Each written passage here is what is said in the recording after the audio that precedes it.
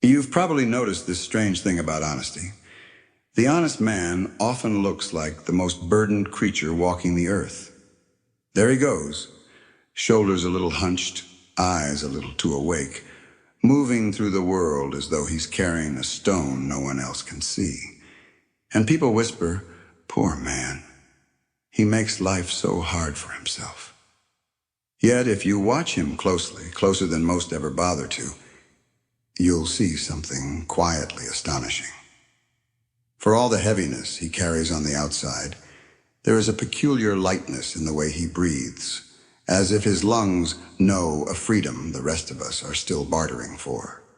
This is the paradox most people never sit still long enough to notice.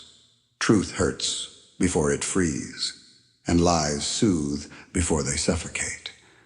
Most of us reach for whatever brings quick relief, even if the bill arrives years later. But the honest man, inconvenient as he is, pays up front.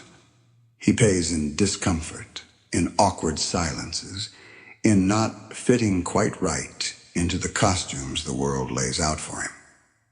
And yet he pays nothing in the long term, because truth, unlike illusion, does not charge interest. It's easy to mistake his early suffering for failure. The world certainly does. It sees the missed opportunities, the unpolished responses, the refusal to perform, and concludes that he must be doing life incorrectly. But the world measures success by smooth surfaces, not by whether the inside and outside of a person actually match. Watch him again. Notice how he doesn't flinch when alone with himself. Notice how he doesn't need to rehearse his own life. He walks through moments the way some people walk through forests, alert, awake, oddly unafraid. Honesty does that. It strips away all the places a person can hide even from themselves, and places them gently but firmly in reality. And reality, uncomfortable as it can be, has one great mercy. It requires no pretending. So the question is not, why does the honest man suffer? The real question is, what burden are you actually carrying? The weight of truth or the weight of illusion? Because only one of them grows heavier with time. Most people don't wake up in the morning thinking, "I'm going to deceive the world today." No, deception tends to slip in much more politely. It starts with a small adjustment here, a softened truth there, a harmless little smile that says, "Everything's fine," even when something inside you knows it isn't. And before long, the mask becomes so familiar that taking it off feels like a kind of social crime. We live in a world that rewards the mask more than the face beneath it. Performance is treated as professionalism. Pretense is mistaken for confidence. And the tragedy is that many people learn to play the part better than they know how to live their own lives. Approval culture trains us early. Don't be too real. Don't be too honest. Don't disrupt the image everyone else is trying so hard to maintain. And so a great many people walk around looking successful in the daylight while quietly collapsing in the dark. What's strange, though, is how exhausting the whole performance becomes. Pretending is surprisingly heavy work. Every lie has to be reinforced. Every mask has to be held in place. The world applauds the illusion, but the body feels the weight. There's a kind of quiet anxiety that grows in those who pretend too long. A fear not just of being found out, but of forgetting who they were before the pretending began. And this is why, if something in this is already stirring a memory inside you, some quiet recognition of the masks you've worn, you're welcome to like this video. Not as a badge of approval, but as a small signal to yourself, "I'm listening. Something here touches the truth." That small gesture helps this message find others who hide behind similar masks. Of course, pretending feels safe at first. It offers a quick way to blend in, to avoid conflict, to stay unnoticed. But safety, bought at the price of authenticity, slowly drains the soul. It turns a person into a well-decorated echo, present but not really alive.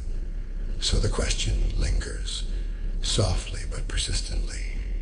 If pretending feels so safe, why does it make us so tired? And more importantly, what happens to the one person who refuses the costume entirely? The answer to that takes us somewhere deeper, into the quiet rebellion of honesty itself. Chicago has a way of teaching honesty, though not always gently.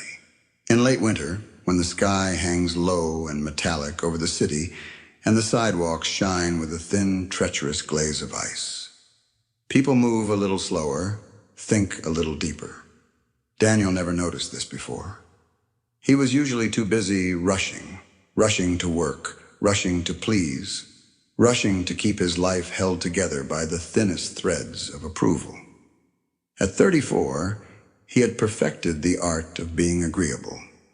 A man so reliable you could set your watch by him, yet so worn down by that reliability that even his shadow seemed tired. On this particular morning, he stepped into the office elevator with a cup of coffee he didn't really want, the cardboard sleeve softening from the heat against his palm. The doors closed with a soft sigh. He lifted his eyes and caught his reflection in the brushed metal panel.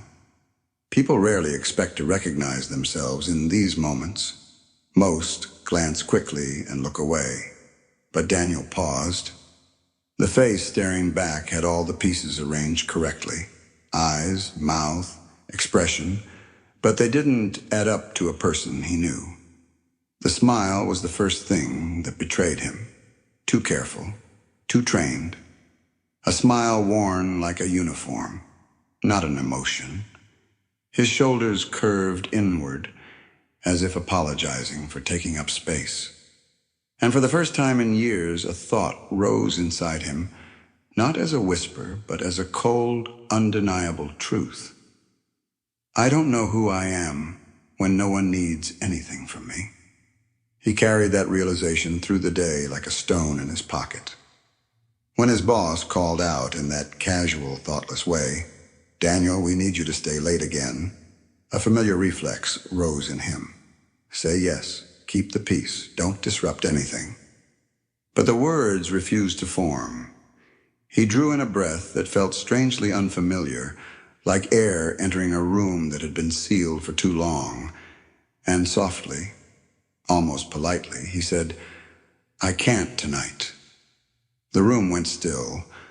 A few heads turned, not out of malice, but confusion, as if a long-trusted machine had produced an unexpected sound. For a moment he felt exposed, like someone stepping onto a frozen lake, uncertain where the cracks might be. But walking home in the biting wind, something inside him loosened. Fear, yes, but also a lightness. The kind that comes from telling one small truth after years of small lies.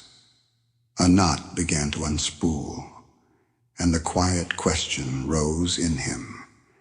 If one small truth can return a piece of myself, what could a life of truth restore? Dishonesty rarely enters a life with fireworks or dramatic declarations. It's far more subtle than that, more patient, more cunning. It slips in as convenience, a soft edit of the truth here, a harmless omission there. At first, these small distortions feel lighter than honesty, easier, more comfortable, like taking a shortcut through a dimly lit alley because the long road feels tiring. But what people rarely notice is how the alley bends and how it slowly leads them someplace they never meant to go.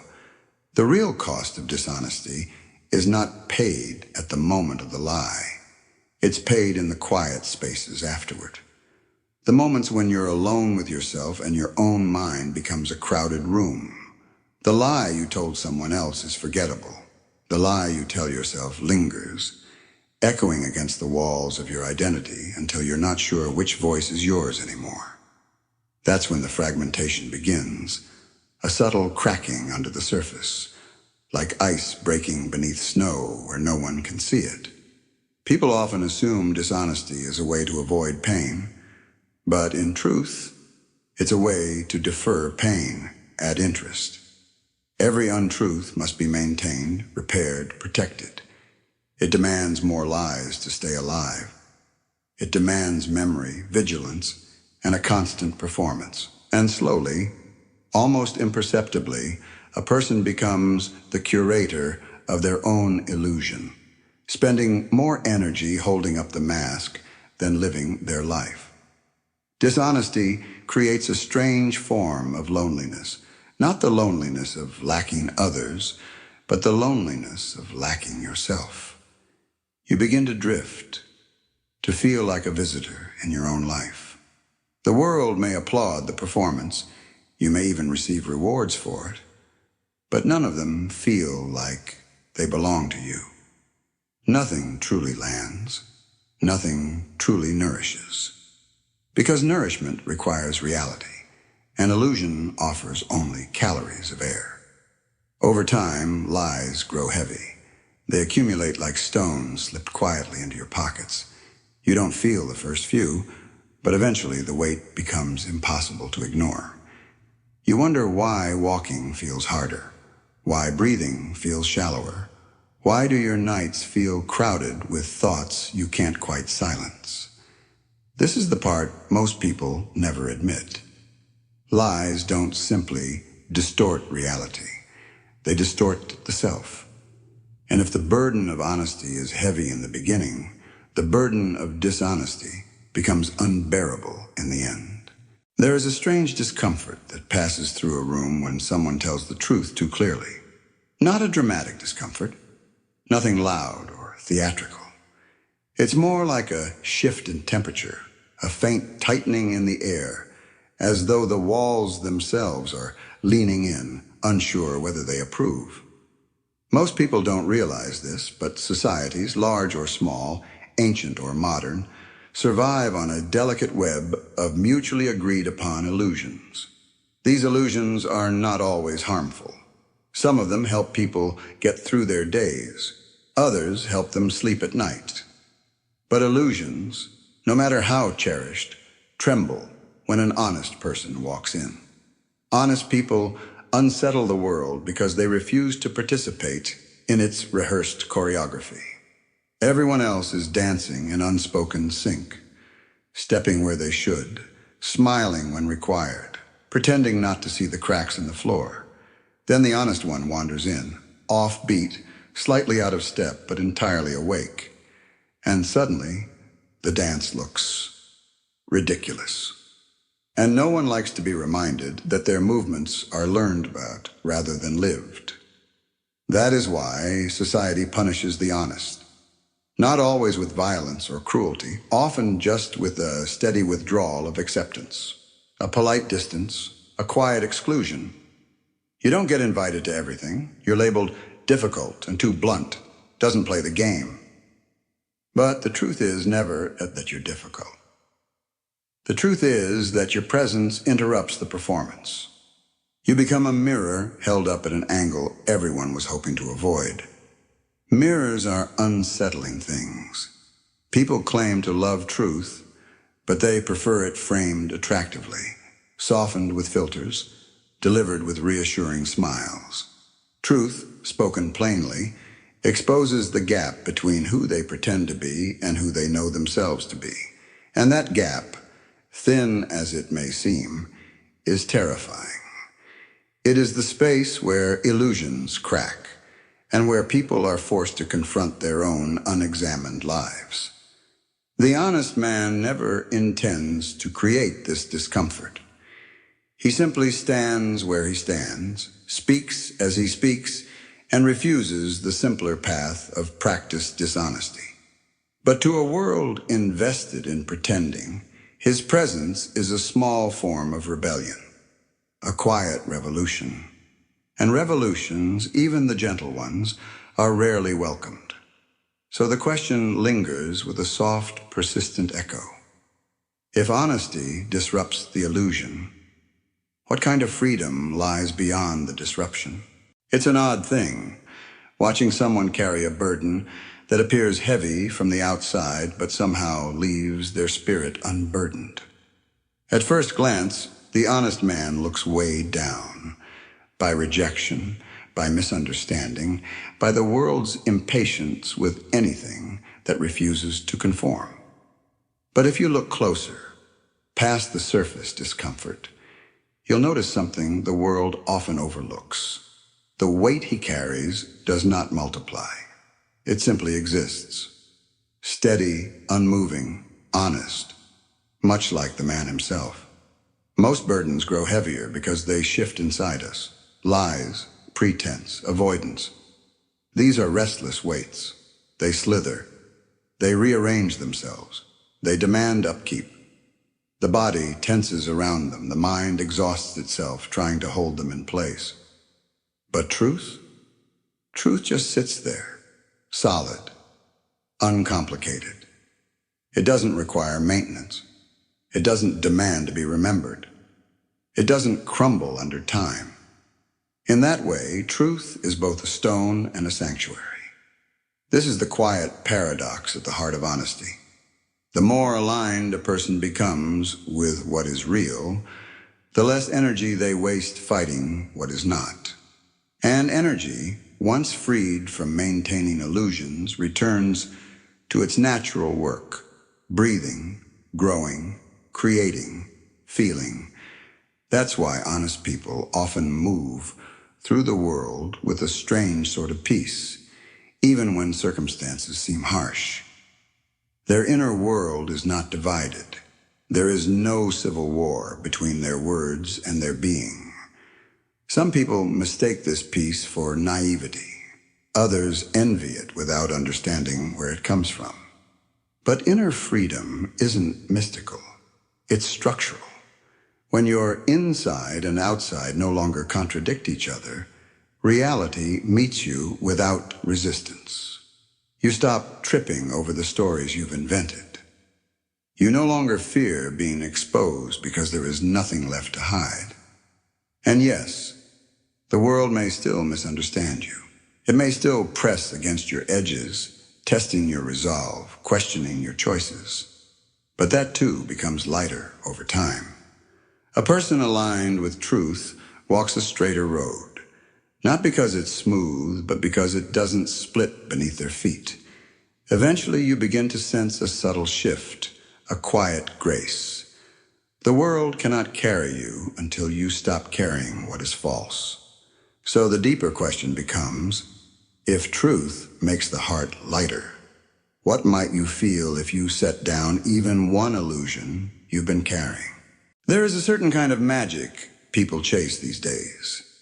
Not the ancient kind whispered by sages, or the quiet kind woven into the rhythm of the seasons, but a modern spellbook of cheerful affirmations and whispered promises. Just say it enough times, and the universe will bend to your will. It sounds comforting in the way a warm light does when you're sitting in a dark room. But if you look closely, not cynically, just honestly, you'll notice something off in its glow. Because reality, for all its mystery, has never responded to performance. It responds to alignment. It responds to the truth. People repeat phrases like incantations, not realizing their own bodies know when they're lying. They say, "I am abundant," while their breath trembles with fear of scarcity. They chant, "I am loved," while their chest remains tight with unspoken loneliness. And beneath all the glittering language, life listens, not to their words, but to their being. It always has. Life has no interest in being tricked. It bends only where truth is present, the way a river curves around stone. To understand manifestation, you have to understand nourishment. Lies act like sugar. Quick pleasure, fast crash. Truth is slower, more patient. Like the way a tree grows, not dramatic, not showy, but relentless in its honesty. Real manifestation isn't about pulling things toward you. It's about clearing the debris inside you, so that what already resonates with you can find its way through. Most people are so busy trying to attract things that they forget to ask whether they're even aligned with the life they're begging for. And if you felt something shift while hearing this, some subtle recognition that maybe you've been trying too hard to push reality instead of letting it flow, you're welcome to subscribe. Not as a ritual, not as a charm, but simply because this space isn't about tricks. It's about truth, spoken quietly and without glitter. So the question becomes not, how do I manifest what I want? But what in me blocks what is already trying to reach me? When you stop demanding the world to behave a certain way and start aligning your inner life with reality, something curious happens. Doors open. Not because you forced them, but because there was finally nothing inside you holding them shut.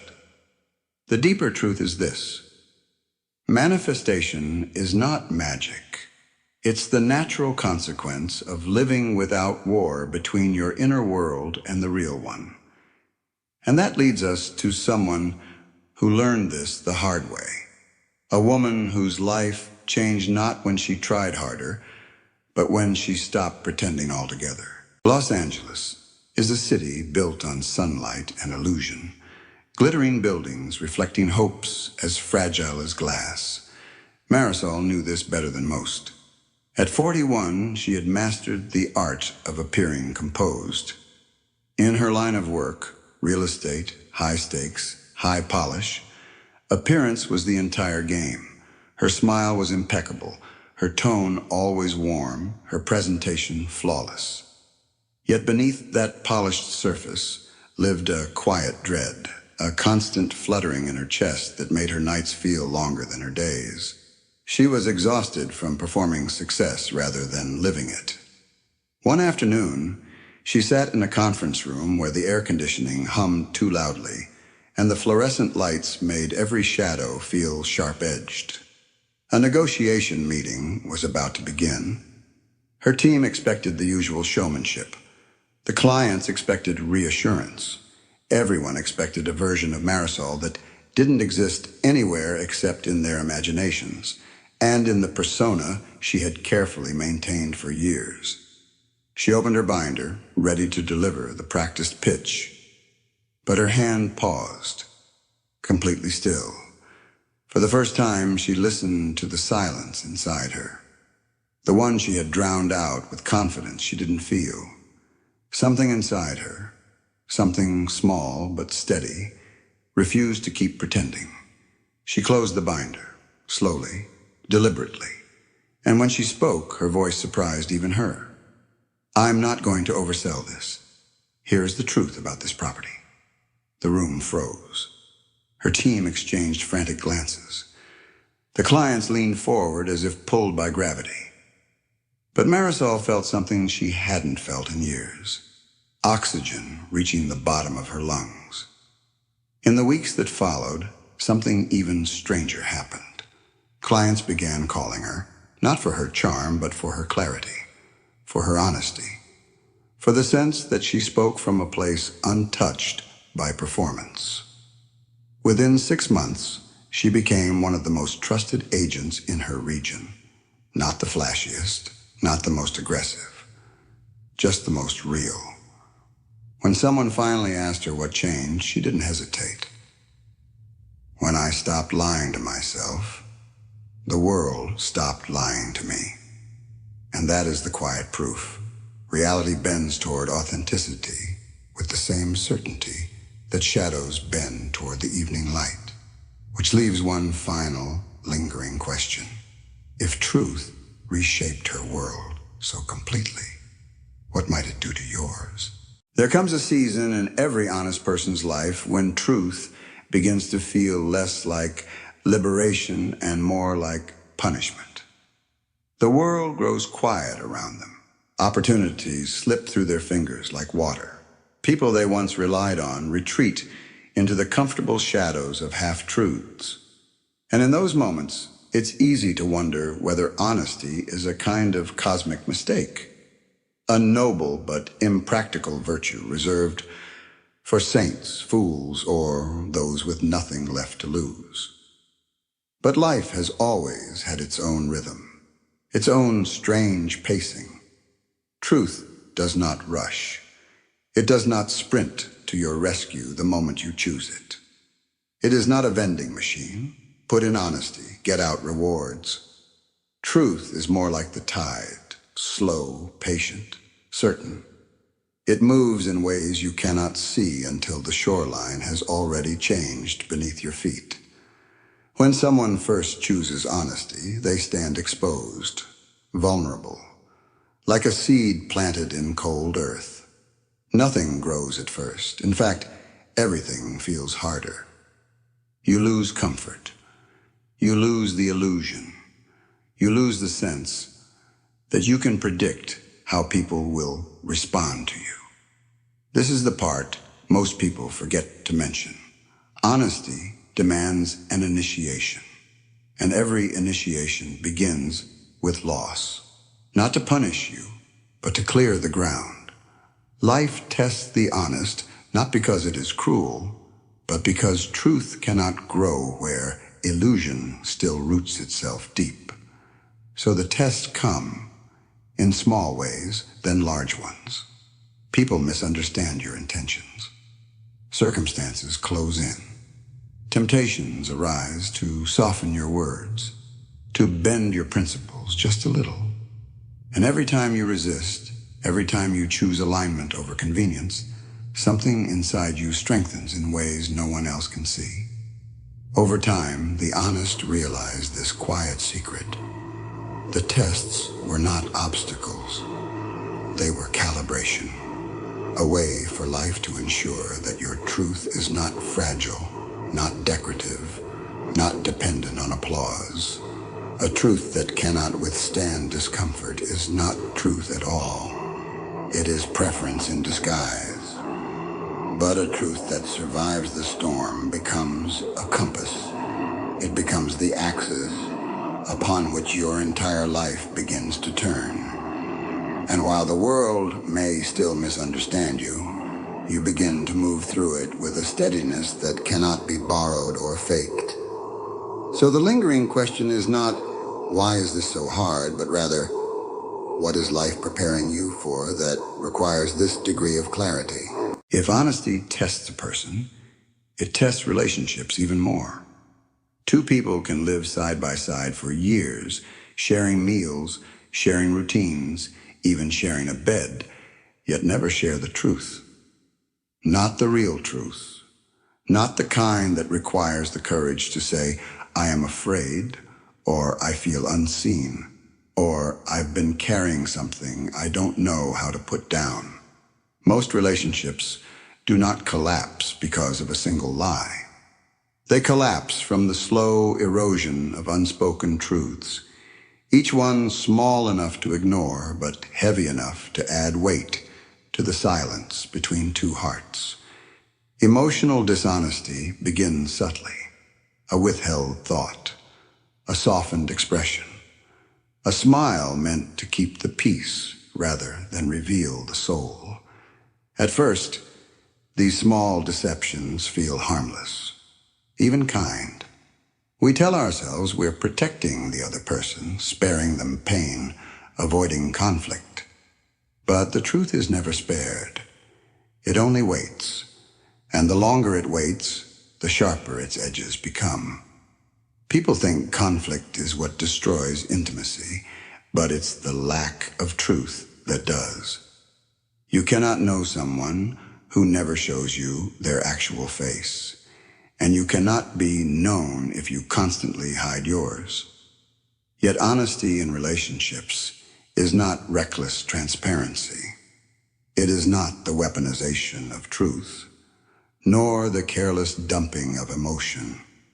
It is the quiet bravery of showing your real inner life, not because it guarantees closeness, but because closeness cannot exist without it. When two people choose honesty, even clumsily, even imperfectly, something remarkable happens. The air clears.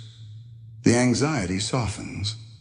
The relationship stops feeling like a performance and begins to feel like a place where both souls can breathe. And if hearing this stirs something in you, if a small part of you recognizes truths you've swallowed for too long, you're welcome to comment below. Not for the algorithm, but perhaps for yourself.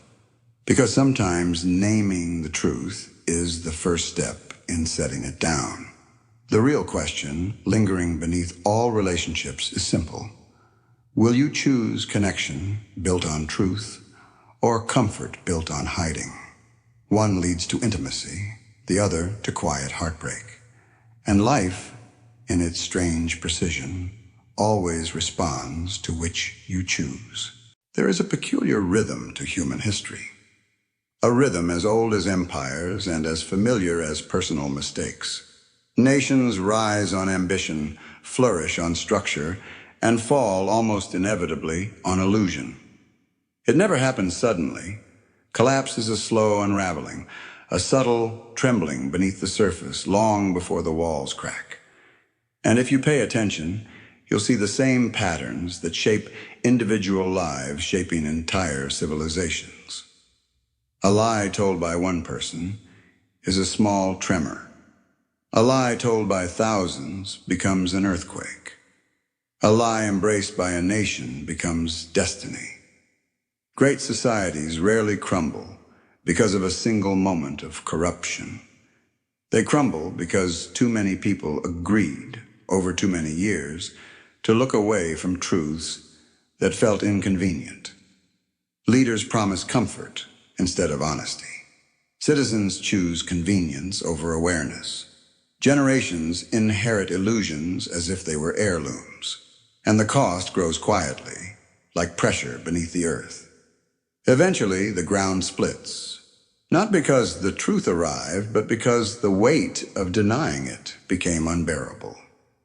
Yet in every era, there are a few individuals who refuse to participate in the collective pretending. They are rarely the loudest, rarely the most celebrated.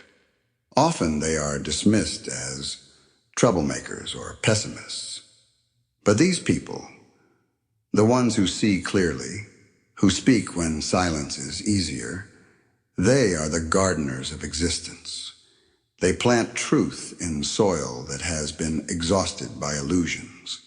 They stabilize the ground simply by refusing to lie about what they stand on. Truth, after all, scales just as powerfully as deceit. One honest person creates space. 10 honest people create a culture. 100 create a movement. 1,000 create history. And if someone in your life carries this burden of seeing clearly, of refusing to pretend, you're welcome to share this video with them. Not as a gesture of agreement, but as a reminder that clarity is not a curse.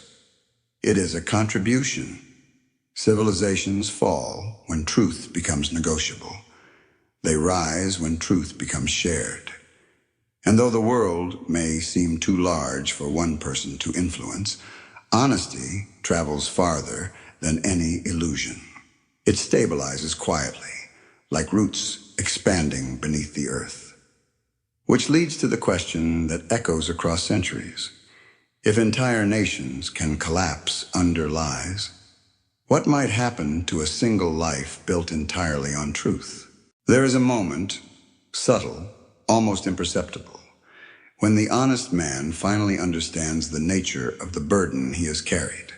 For years, it felt like a stone pressed into his palms, a weight he never asked for but could not put down. It slowed him, challenged him, isolated him. It made him a stranger in rooms where others seemed perfectly at home in their illusions. And yet, Something quietly transformative was happening all along. The weight he carried was reshaping him, not crushing him, carving him. Truth has a way of sculpting a person from the inside out. It chips away what is false. It sands down the sharp edges of fear. It exposes what is real, even when the real is uncomfortable or raw. At first, this feels like a loss. But over time, as the dust settles, something new emerges. A being aligned with itself. A being no longer split between what it shows and what it hides. A being that stands in its own life the way a tree stands in its soil, rooted, steady, unshakable. And then it becomes clear. The burden was never punishment. It was an initiation. The stone he carried becomes the foundation he stands on. The weight becomes the muscle. The struggle becomes clarity. And slowly, impossibly, the stone begins to feel less like a burden and more like wings, not lifting him from reality, but allowing him to move through it with grace he didn't have before. If this message touched something in you, something you've been carrying alone, something you've been trying to name, you're welcome to watch this video again, perhaps on a day when the world feels heavy.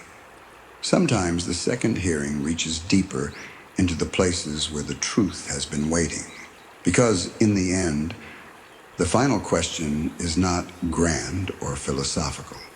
It is simple, quiet, and deeply personal. Are you carrying truth, or are you carrying lies? One will anchor you, the other will consume you, and only you can decide which weight becomes your wings. So when the burden feels great, pause and feel beneath it. You may discover it is not a burden at all, but the beginning of your freedom.